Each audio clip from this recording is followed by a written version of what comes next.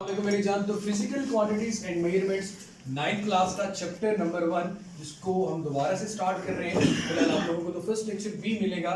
तो मेरे बेटे, सबसे पहले अल्लाह ताला ने जब इस कायनात को बनाया तो इंसान को कहा कि मुझे पहचानो।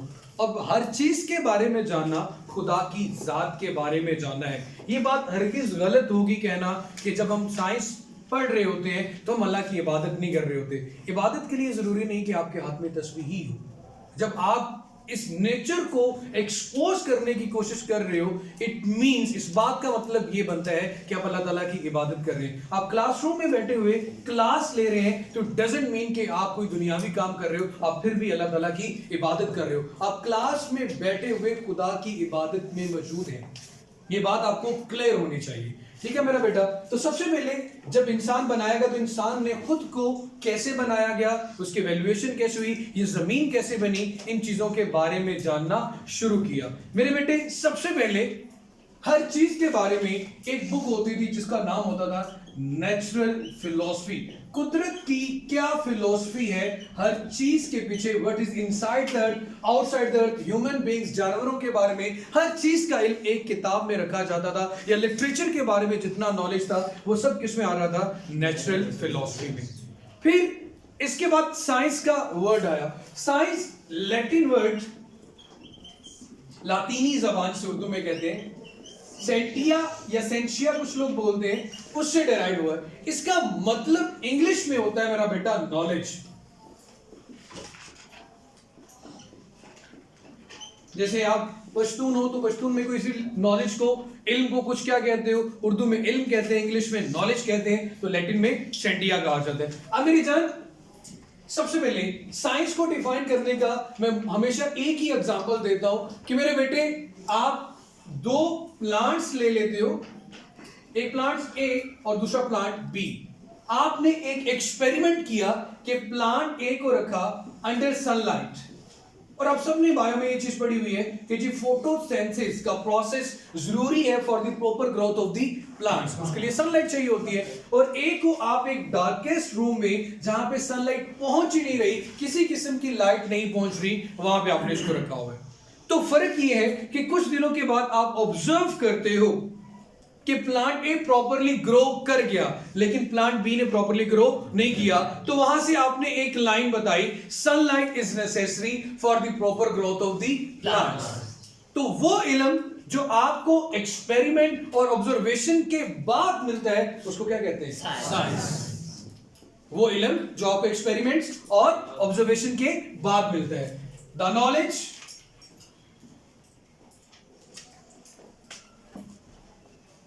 gathered by experiments and observations. The knowledge gathered by experiments and observation, उसको मेरे बच्चे हम क्या नाम देते हैं? साइंस का। अब मेरे बेटा, इसके बाद साइंस को मेजर दो ब्रांचेस में डिवाइड कर दिया। मजीद इल्म बढ़ने के साथ साथ दो हिस्सों में तकसीम किया गया। एक है मेरा बेटा आपके पास फिजिकल साइंस और दूसरा आपके पास है मेरा बेटा बायोलॉजिकल साइंस। फिजिकल साइंस और biological science.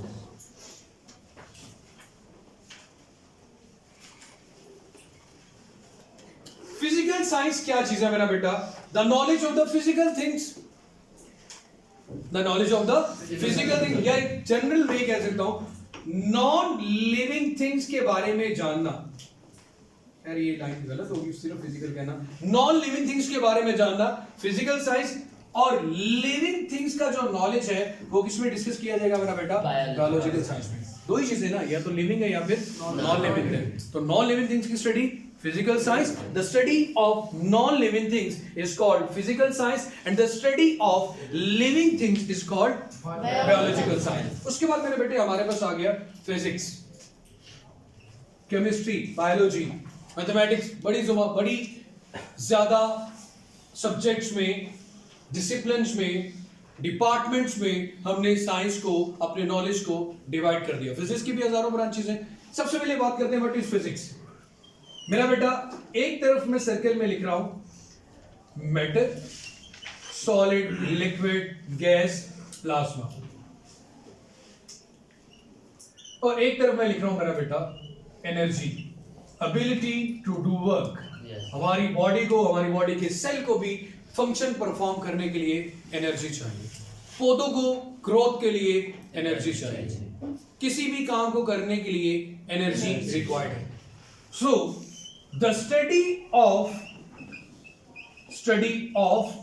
Matter, study of energy, और इन दोनों का आपस में क्या इंटरेक्शन है। जैसे कि चैप्टर 8 और चैप्टर 9 में आप थर्मल प्रॉपर्टीज ऑफ मैटर पढ़ते हो, इंटरेक्शन विद हीट देखते हो, 9 में भी इंटरेक्शन विद हीट देखते हो। तो एनर्जीज का और मैटर का, जैसे कि मैं भी एक मैटर हूं, मेरा एनर्जी के साथ क्या इंटरेक्शन है, that is called physics.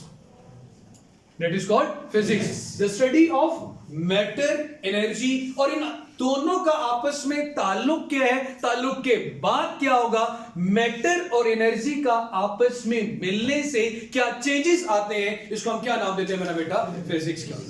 Clear हो गया मेरे बच्चे? अब फिजिक्स की कुछ ब्रांचेस में, जैसे कि सबसे पहले आपकी बुक में एक मैकेनिक्स होगी, फिर साउंड भी आ जाता है, हीट भी आ जाएगा, लाइट भी आ जाता है, इलेक्ट्रिसिटी एंड मैग्नेटिज्म भी आ जाएगा,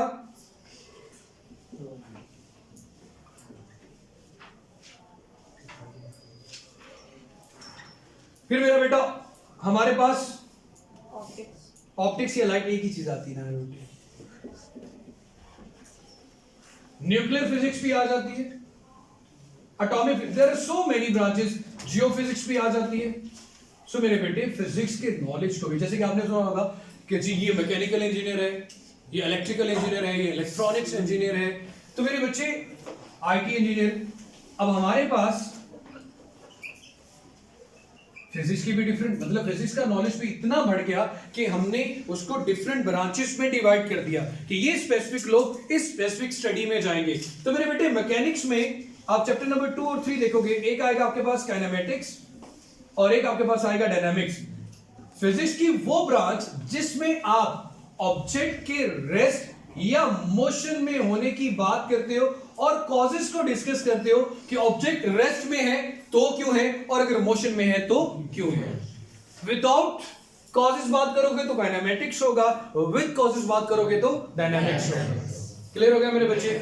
उसके बाद साउंड, जैसे कि मैं बोल रहा हूं, मेरे बोलना, मेरे वोकल कॉर्ड्स का वाइब्रेट करना है, आपका सुनना, आपके कान के पर्दे का वाइब्रेट करना है। Only vibrating bodies can produce sound. जो चीज वाइब्रेट करती है वो क्या क्रिएट करती है, sound. So sound is a form of energy.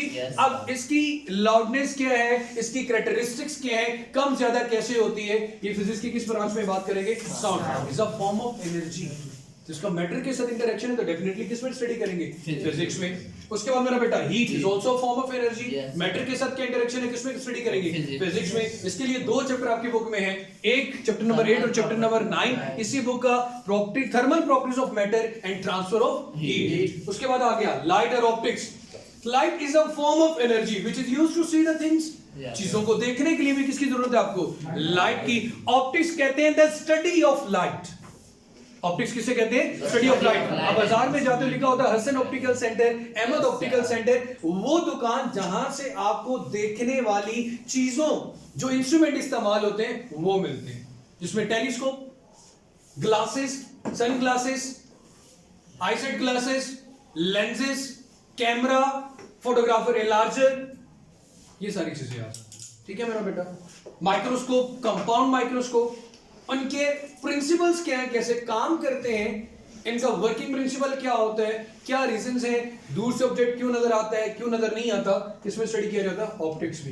Electricity and magnetism, अगर चार्ज रेस्ट में है तो इलेक्ट्रोस्टैटिक्स, चार्ज मोशन में है तो इलेक्ट्रिसिटी, और इसका मकनातीस के साथ क्या ताल्लुक है। मेरे बेटे जब सेकंड ईयर में आएंगे आप मैग्नेटिक प्रॉपर्टीज ऑफ सॉलिड्स पढ़ेंगे तो उसमें आपको ये चीज पता चलेगी कि atom itself a big magnet, और ये पूरी जमीन भी एक बहुत बड़ा मैग्नेट है। उसके बाद nuclear physics, the sub atomic particles में आता है, न्यूक्लियस में भी, न्यूक्लियस में प्रोटॉन्स और न्यूट्रॉन्स हैं। अब अल्फा बीटा गामा रेस जो आप पढ़ते हो ये सारी न्यूक्लियस से निकलती हैं या बनती हैं। तो एटॉमिक या what are the particles within the nuclear या न्यूक्लियर की डिस्कवरी के बारे में स्टडी करना, जिसे हेनरी बेकरेल से ये काम स्टार्ट हुआ था। ये किसमें किया जाएगा? न्यूक्लियर फिजिक्स में। और एटॉमिक फिजिक्स तो एटम के स्ट्रक्चर और प्रॉपर्टीज के बारे में बात करना, ये दोनों एक दूसरे के साथ इंटर रिलेट करते हैं। फिजिक्स में इन्हें मॉडर्न फिजिक्स में पढ़ा जाता है। किसमें पढ़ा जाता है मेरा बेटा? मॉडर्न फिजिक्स में। उसके बाद मेरे बेटे जियो फिजिक्स। जियो का मतलब होता है अर्थ। What is inside the earth, ये हमारे पास क्या कहलाया? Geophysics. अब मेरे बच्चे आ जाते हैं, मेरे ख्याल में is everything clear about the physics now, branches of physics. अब थोड़ा सा कंट्रीब्यूशन देख लेते हैं इसका हमारा साइंस एंड टेक्नोलॉजी के साथ। बुक दो भाई। सबसे पहले तो हम बात करते हैं मेरा बेटा, आपकी बुक में ये बड़ा इंपॉर्टेंट क्वेश्चन भी है पेज नंबर 3 पे, केबी की बुक में जवाब वालों का नहीं होगा, फिजिक्स एंड साइंस। तो आपको पता है सबसे पहले अगर आईटी की बात की जाए तो आईटी के फील्ड में बहुत क्लोज रिलेशनशिप है किसका मेरा बेटा? फिजिक्स और साइंस का। जितनी भी आईटी के फील्ड में माइक्रोचिप्स इस्तेमाल की जाती हैं, जो कि कंप्यूटर में भी होती हैं, ट्रांजिस्टर्स होते हैं, उन सब की जो मैकेनिज्म है, उन सबको जो बनाया जाता है वो किसमें बनाया जाता है? कौन सी स्टडी आपकी मेरा बेटा? वो फिजिक्स की। Manufacturing of IC, transistors, diodes, which are used in electronic devices, and the electronic devices which are used to transfer the information within seconds from one place to another place. ये हो गया मेरा बेटा the relationship between physics and IT. उसके बाद मेरे बेटे medical के फील्ड में सीटी स्कैन करना, मैग्नेटिक एमआरआई करवाना बॉडी का, इन सारी machinery, stethoscope, digital blood pressure measuring device, इनका सारा वर्किंग प्रिंसिपल, इनका मैकेनिज्म, ये इलेक्ट्रॉनिक्स में कैसे काम करती है, किसमें स्टडी किया जाएगा मेरा बेटा? फिजिक्स में। उसके बाद मेरी जान कुरान पाक और फिजिक्स के बारे में बात की जाए तो जैसे कि आपकी बुक में सूरत यासीन की 14 नंबर आयत का तर्जुमा लिखा हुआ है, ना तो सूरज ही है, हो सकता है कि चांद को जा पकड़े, और ना ही रात दिन से पहले आ सकती है, और सब अपने अपने दायरे में रहते हैं। कि कुदरत में जितने भी फिनोमेनास हो रहे हैं वो सारे एक रिपीटेड और रेगुलर इंटरवल्स में हो रहे हैं, अपनी अपनी तरतीब में। सूरज रिवॉल्व करता है या अर्थ रिवॉल्व करती है अराउंड द सन, या जितने भी प्लैनेट्स रिवॉल्व करते हैं अराउंड द सन, हर एक का अपना अपना ऑर्बिट है, रास्ता है, कोई किसी दूसरे की जगह पे नहीं आ सकता। ना दिन से पहले रात आ सकती है और ना ही रात से पहले दिन आ सकता है। उसके बाद मेरे बेटे अब इन चीजों के बारे में कि 24 आवर्स कैसे हुए, दिन में 24 घंटे ही क्यों होते हैं, महीने में 30 दिन क्यों होते हैं अप्रोक्सीमेट, और एक साल में 365 दिन क्यों होते हैं, ये सारा हम कहां से पता करते हैं? आप सबको पता है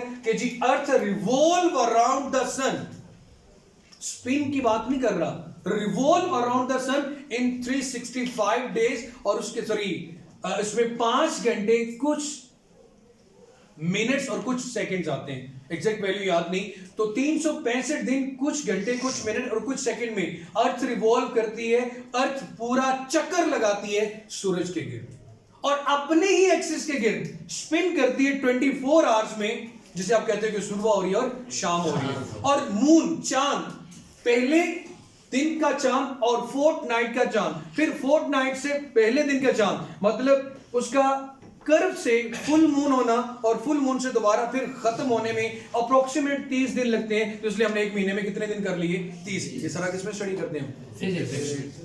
क्लियर हो गया मेरे बच्चे? तो कुरान पाक में इसका इशारा पहले ही था। उसके बाद मेरे बेटे एट ग्रो जिनोइंस, अगर तुम्हें कुदरत, सूरह रहमान 33 आयत में, अगर तुम्हें कुदरतों के आसमान और जमीन के किनारों से निकल जाओ तो निकल जाओ, और जोर के सिवा तुम निकल सकते ही नहीं, कि अगर तुम इस ऑर्बिट को छोड़ना चाहते हो तो अगेंस्ट द ग्रेविटी जाना पड़ेगा। अगर तुम्हारे पास इतनी फोर्स है कि तुम इस ग्रेविटी के खिलाफ जा सकते हो तो डेफिनेटली आप जमीन छोड़ सकते हो। अब अगर मूव करता है प्लेन तो अगेंस्ट द ग्रेविटी मूव करता है, बॉल फेंकते हो ऊपर की तरफ, अगेंस्ट द ग्रेविटी जाती है। तो अगर इस फोर्स के खिलाफ, और ये लिखा हुआ है कि तुम ऐसा कर सकते हो कि अगर तुम्हारे पास इतनी ताकत हो। उसके बाद मेरा बेटा इसने 7 आसमान ऊपर तले बनाए, ए देखने वाले, रहमान के अपने इसमें कोई नुक्स देखता है तो जरा आंख उठाकर देख, कोई उस्मान कुछ शगाफ नजर आता है। वो कहता है अगर तुम्हें डाउट हो कि अल्लाह ताला ने कायनात सही नहीं बनाई तो देखो किसी आसमान पे तुम्हें कोई टुकड़ा टूटा हुआ नजर आ रहा है या कोई सुराख नजर आ रहा है, कोई ऐसी चीज जिसमें तुम्हें लगाओ कि अल्लाह ताला ने बड़ी अजीब सी चीजें बनाई हुई है। जब भी इंसान खुदा की कुदरत को देखता है, खुदा को पहचानता है, जैसे हमने देखा होगा बहुत पढ़े लिखे लोग बहुत अल्लाह के करीब भी हो जाते हैं क्योंकि वो खुदा को पहचानना शुरू कर देते हैं। उसके बाद मेरे बेटे, उसके बाद आया ये लोग नहीं देखते, भला ये लोग गौर नहीं करते, भला ये गौर फिक्र नहीं। तो आपको कुरान पाक में बार बार कहा जाता है कि इन चीज़ों पे गौर फिक्र करो, और कुरान पाक में निशानियां हैं उन लोगों के लिए जो गौर फिक्र करने वाले हैं। तो यहाँ तक मेरे बेटे हमने 3 चीज़ें डिस्कस की। What is science?